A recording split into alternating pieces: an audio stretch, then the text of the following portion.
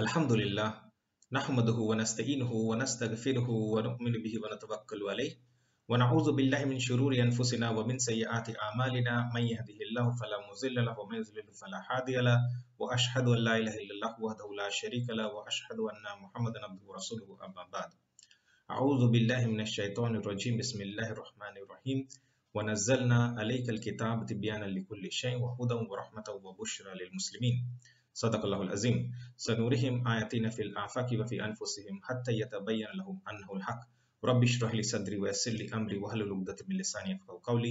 Rabbi zidni ilma. Dear brothers and sisters, Assalamu alaikum wa rahmatullahi wa barakatuh. We return with this month's analysis, Islamic Eschatological analysis of global events for the month of February 2015. In this month, we have not much in the news except for a few events, general events, which are taking us slowly but steadily and surely towards the development of the World War III. We're going to discuss about the events and a few related news in this session. It's perhaps best to have a general discussion instead of going into the details of each day's news. We want to keep this session short, more so because there isn't really much to discuss about throughout this month. But as a general practice or as a convention, as we've been following for our monthly analysis, we'll just still report to you the events on a daily basis, only on the dates where we have something definitive to discuss about. So on 1st Feb 2015, we have not much really, except for maybe two important news items, though nothing directly related to any event as such, but these are developments in the sense that human beings are more and more trying to play God. There are some laws which are being passed in the UK for the first time. Provisions are being made about a 3-parent baby. Basically, the genetic setup is being taken or derived from 2 ladies and from 1 man. So this is a sort of development, the genetic modifications. They're tampering with the setup. They have already done this with the food, and we know the consequences. So they're doing this, they're trying to play God, and these will have disastrous consequences. So this is it, and the church has already made a statement that this is very irresponsible. Not much, as I said, but if you have to speak, then these are some of the things that we can speak about. As I said, we will not elaborate on these unnecessarily. Besides this, we also have, again, a 3D printing technique in which the parents cannot experience the fetus development. So these are some of the things that came in the news on the 1st of Feb. In the days to come, there isn't really much, and we'll move a bit more rapidly. 2nd February 2015, there isn't anything that needs our attention, so we move ahead with 3rd February 2015. Again, there isn't anything which needs our attention, but for the sake of discussion, we bring up one particular news item which appeared about Dominic Strauss-Kahn. And we are not going to discuss today about his involvement as an ex-IMF chief, International Monetary Fund chief, but about the sexual scandal that has come to light. Now, just what I want to relate to you is a small aspect that these Zionists, or the Zionist pawns, I should say, they are involved in all sorts of perversions. They are oppressors. They control as far as IMF is concerned, they control they commit the economic, financial, and monetary fraud. And these are the same people who are the perverts, who are oppressors, and they commit all sorts of fraud, as we have said. They're also involved in sex scandals, as we have seen, that has come to light. So these are heavily manipulated people, and they have no shame in committing these heinous crimes against humanity. So this is just one news which we discussed, and we move ahead. 4th Feb 2015, nothing in the news that demands our attention. 5th Feb 2015, again, nothing really. except one news item which we can pick up for discussion. It's about Facebook. It says that the FB, the Facebook, can keep track of your activities even after you quit Facebook. I think we have given sufficient hints about this aspect previously as well, that the way people are hooked onto Facebook, they don't realize that it's a tracking device. And the way they have been successfully able to manage to get people hooked onto Facebook and continuously monitor their activities, it's a remarkable success on their part. And these things are not coming to light. These things are not being exposed. This is being published in the media to flex their muscles. As the Zionists are gaining more and more control over the world in a dominant and spreading their dominance across the globe, they're just publishing to irritate, to frustrate people. That's what they're doing. And this is one such example. February 6, 7, 8, 9, 10, there's nothing in the news that demands attention. February 11, 2015, there isn't again much except for maybe one news item which we can pick up for discussion. Kyla Jean Mueller, it seems she is the first lady hostage to be the first lady hostage victim in the ISIS den. Again, a sad news, and this will be again reported in a few days' time. The only other news maybe that we can pick up is about Anwar Ibrahim sodomy case. Now, he has been charged with sodomy, and Anwar Ibrahim in his turn has stated that these are baseless allegations. We cannot be sure about who is speaking the truth. The only thing that we can be sure of is Anwar Ibrahim, unlike Mahathir Mohamad, has been close to them, to the Zionists. And in any case, it's very much possible that he has been used by the Zionists as a pawn, and now he's being just maligned because they don't want to do away with him. That's perfectly possible. Otherwise, there isn't anything that needs discussion on this day, except for maybe Strauss-Kahn. The incident has again been reported in today's news as well. February 12, nothing really. February 13, 2015, nothing much except maybe one news, which is very disturbing. Sudanese soldiers raped 221 women in 3 days. A very disturbing and saddening news. February 12, 13, 14, 15, 16, nothing really in the news that demands our attention. February 17, 2015, we have this brutal news, barbaric news of ISIS beheading 21 Coptic Christians. We have spoken about the ISIS attitude in the past. Let us just repeat it one more time. This seems to be the perfect case to take revenge on the Christians by the Jews, for they have always had this enmity between themselves, the Jews and the Christians. The hatred began when the Jews plotted to kill Jesus, Isa alayhi salam. And then for thousands of years, the Christians had persecuted the Jews anywhere and everywhere. So this is a perfect setting in which they can now take their revenge on the Christians, ISIS, a Zionist organization, Jews, in the garb of Islam, serving a double agenda to take revenge on the Christians as well as to malign Islam. What a wonderful strategy. And they have beheaded 21 Coptic Christians. So this is the news. This is the inside derived information which I tried to give it to you. Decide for yourself what you make of it. Think deeply, and you will be able to reflect and come to your own understanding. That's what I believe, and that's what we are making this effort for, to open your eyes and to think for yourself. February 18, 2015, we have this very interesting news, and I doubt if you would be able to relate it to Islamic eschatology unless you think of it this way. World cereal production at an all-time high. It has been published, and the news, it would seem to suggest that it's something rather great that we've been able to do. But then think again, what is all this leading to? The world has reached an all-time high production, and there are two important derived information that we can pick up from this news item. Number one, this has happened because of genetically modified food grains, GM food. GM food itself, there are two aspects which we can discuss.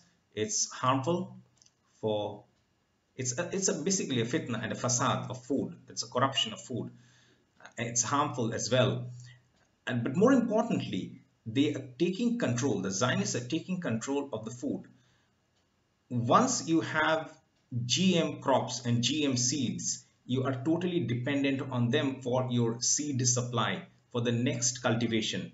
This is something very important, very strategic. Next, it also suggests that the food production has hit an all-time high. Now, what will happen? Think what will happen at the time of the Dajjal, the Antichrist. Exactly this will be used, this mechanism will be used. He will have the resources and he will be able to supply food if you agree and accept him as the Messiah, as the Masih, Isa alayhi salam. But if you reject him and identify him for who he is, identify him as the Dajjal, the false Messiah, the Antichrist, then this is not for you.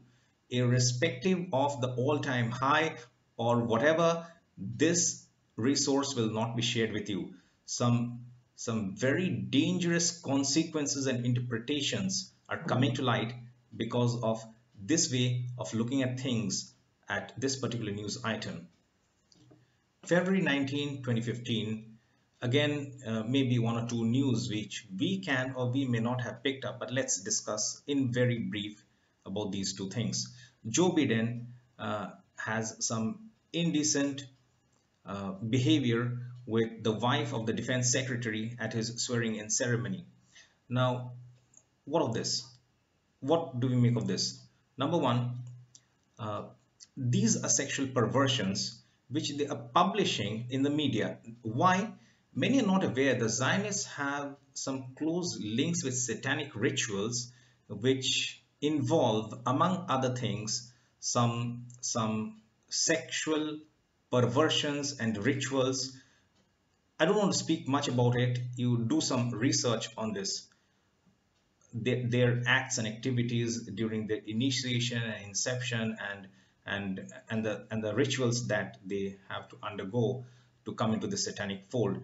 And point number two is Joe Biden, many do not know, is a more important member of this Zionist group than Obama is. It is he who is actually pulling a lot of the strings, so to say, in the proverbial term. He is more important to them than Obama. And I mean, this is a news which many do not know. Some may know, but then we just brought it forth. The other news is about ISIS.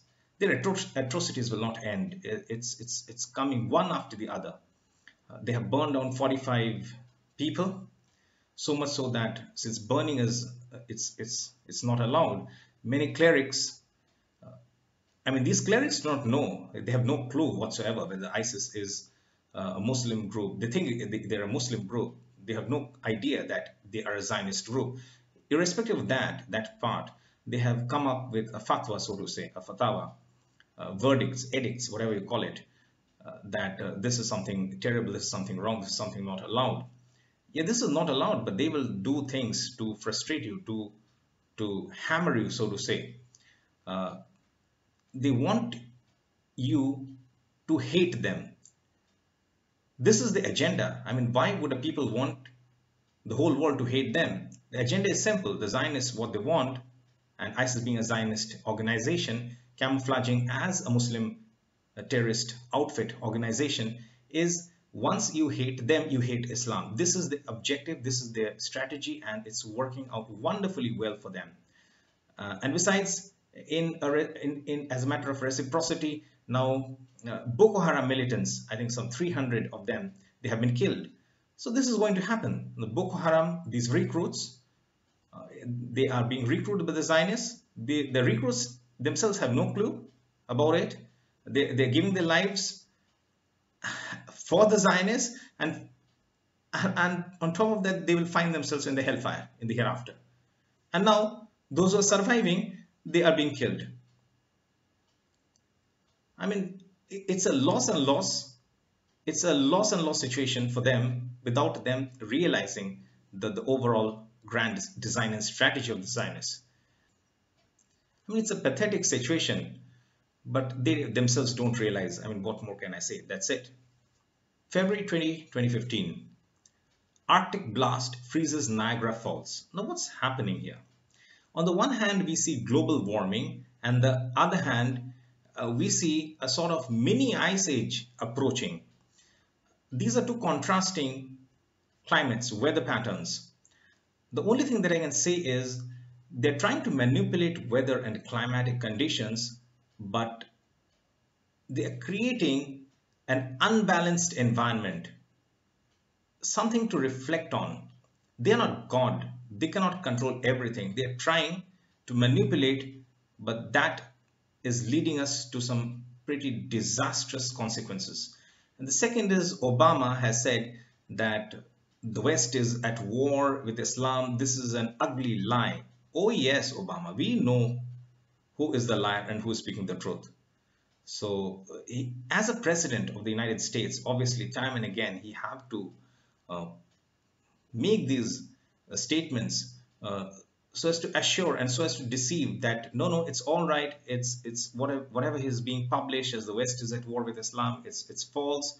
It's me, the President of the United States of America, Barack Obama, who is assuring that this is not the case at all. Rather, we're fighting the terrorists. Oh yes, we know who created the terrorists in the first place.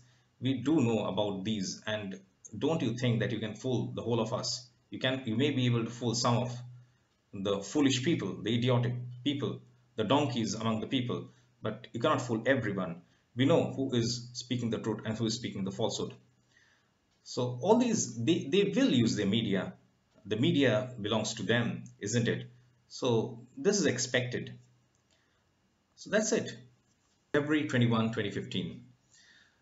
The news that we want to discuss today, the heading is so apt and so appropriate, I don't have words. It says, brutal ISIS videos are specifically designed to frighten, manipulate. And that's exactly, they could not have been a better statement to reflect the agenda. The brutal ISIS videos are designed to specifically frighten and manipulate. That's what they are trying to do. They're trying to manipulate, they're trying to condition people, they're trying to manipulate, they're trying to frighten, so that this growing hatred and enmity towards Islam can reach its climax. And once that happens, then when the Muslims will be attacked, to eliminate the threat that is coming out from them, the Muslims, the world will not be aggrieved. They will be wiped en masse, and the world will at that time not react. So they are manipulated. They are, obviously, the news will come in a fashion that it can have dual interpretations. They will publish, they want to convey the message, and at the same time, it has a pun intended or inbuilt in it. So the way the normal people will perceive of it will be different, while at the same time, the message that they are trying to convey, they are making it from their part it crystal clear as well for those who have the eyes to see. And that's what we're trying to do, to make things clear to you. That's what we intend to do, inshallah. And then from an average school kid, this is about Abu Bakr al-Baghdadi, from an average school kid to the world's most wanted man. The report says that Abu Bakr al-Baghdadi, he had failed in a class and did repeat that year twice, and from there he has grown out to be the world's most wanted man. These are stories being fabricated to generate authenticity for this man, about whom there are sufficient doubts, about whom there are sufficient clues that he may well be a Jew who goes by the name Simon Elliot. Though this is not confirmed, but there is some evidence to suggest that, and it is more than probable that he actually is, rather than this Abu Bakr al-Baghdadi, the shadowy character, the shady character that he has emerged out of nowhere. So to give rise to uh, generating more and more authenticity to Abu Bakr al-Baghdadi, this aspect of that character, to give more authenticity to that, they are generating false news and fabricating reports to make it seem more convincing to the mass. So that's what it is about. February 22, 23, nothing really in the news. February 24, nothing much except for one news item which we may pick up for discussion. Nasheed, the ex-president of Maldives, he is denied the right to walk and is being dragged to the court. What does it have to do with Islamic eschatology, you may ask? Nothing much except for the fact that they are trying to spread a general anarchy and chaos in the society. This is what they're trying to do. And this tension, not just in Maldives, throughout the world, this tension, this chaos will lead to more and more conflicts, and without their direct interference, they would have achieved their objectives. What is their objective? Of trying to trigger conflicts and leading to casualties on both sides. They want to control the population. They want conflicts to arise everywhere so that it becomes easy for them to promote their good governance and take control of territorial lands, territories and regions, and install their own puppets so that they have more and more control across the globe. That's what they're trying to do. February 25, 2015, we have this very important news in which Vladimir Putin remarks that war with Ukraine will be apocalyptic. And indeed it will be. If and when that happens, it is the beginning, the official, it's already begun for those who have the understanding. The World War III has already begun. But then this will be the beginning, the official beginning, or the marking of the beginning of the World War III. If and when the war with Ukraine happens, it will be apocalyptic. This is Al-Malhama, the Malhamatul Kubra, or the Malhamatul Uzma, mentioned in the Hadith literature and Islamic traditions. And this is the Armageddon, which is prophesied in the Christian traditions. And this is what is being referred to in general terms as the World War III, or the Third World War. Besides this, we have another news which says that ISIS has abducted 90 Christians in Syria. This is no more news. They have been continuing these sort of atrocities and barbarities for a long time now. There is another news, however, which says that American music makes a return to Iran. I don't want to discuss about Iran now, but let us bring up this issue. Let us not even go into the theological aspects of Islam as to who is correct. Let's not bring those issues. But some of are too much convinced, and those of you who are, not me, too much convinced that Iran, or the Islamic revolution in Iran, is an authentic Islamic revolution. Since when did stringed instruments become halal in Islam? Since when did performing music by ladies in hijab, okay, but that's not the important issue, but since when did their playing musical instruments and stringed musical instruments along with in itself, since when did it become allowed in Islam? So and let us not even bring about the theological issues. It will complicate matters. It's not as clean as some people have made out to be, that Iran is the true Islamic revolution, things like that. It's not as clear as black and white as some people are trying to suggest. It's not. There are shades of gray, and there are complications in those shades as well. We have not even brought out the theological issues which will put Iran into more bad light. And we will do so when the need so arises. But as of now, since when did playing musical instruments by ladies, they may be in hijab, that's a different issue, but when did it become allowed in Islam? And to add to it, since when did performing in a group with some male musicians, those who are first the issue of the musicians and sharing the platform, and then the musicians, the American musicians, they themselves are playing instruments which in itself is not allowed. Since when did these things become halal or allowed? Things for us to reflect on, things for us to contemplate, things for us to focus and have and form an unbiased opinion about the way things are instead of taking sides. So these are some of the things which we need to think for ourselves. No one can spoon feed us. No one will do that for us. We'll need to think for ourselves. So let's do that thinking. February 26, 2015, we have this just one news which suggests that, as previously reported a few days back, that some 90 Christians were abducted by ISIS in Syria. The number may be as high as 150, and there are fears about them as well. February 27, 2015, there is this news, the unmasking of Jihadi John, the person who has come to be known as Jihadi John, the person who has been used, who actually, you have seen, the one who has brutally beheaded those captives, the ISIS person who has executed, who has basically carried out the orders of the ISIS and beheaded those hostages. He goes by the name Jihadi John. He has been unmasked, or as the report claims, someone who goes by the name Mwazi, and he is an IT programmer from London. I mean, I don't care. Basically, I have indicated this in the past that these people are very much and very heavily brainwashed people.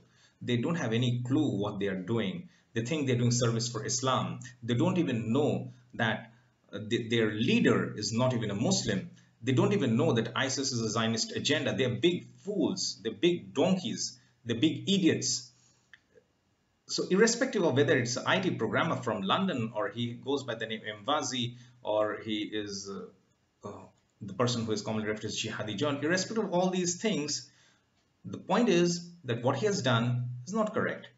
And what he has done because of his being heavily brainwashed. Irrespective of whether he is brainwashed or not, the thing itself is so inhumane that it should have occurred to him that this cannot be Islam. Since he did not understand, he deserves every punishment on the day of judgment, and before that in his grave, and possibly even here in this world, sometime sooner than rather than later, he will face the punishment of Allah subhanahu wa ta'ala. Irrespective of whether he's a Muslim or a non-Muslim, I don't care. Irrespective of that, that act itself is unpardonable, unforgivable. That's the point we're interested in. I think that should set a common platform. I mean, as non-Muslims, people condemn the act, and as Muslims, we should have the eyes and the understanding to condemn this. And we have been doing so for a long time now. So that's it about this particular news item. February 28, 2015, we end this month without any news because we don't have anything which demands our attention. So we wanted to keep this short, but I'm not sure whether we've been able to do so. There was not much really, but some things came up in between for which we had some discussion. Hopefully it would be beneficial, even it has become a little longer than we had initially planned. That's all, that's it. There is no point elaborating it any further. So that's it for now. Wa akhiru da'wana anil hamdulillahi rabbil alamin.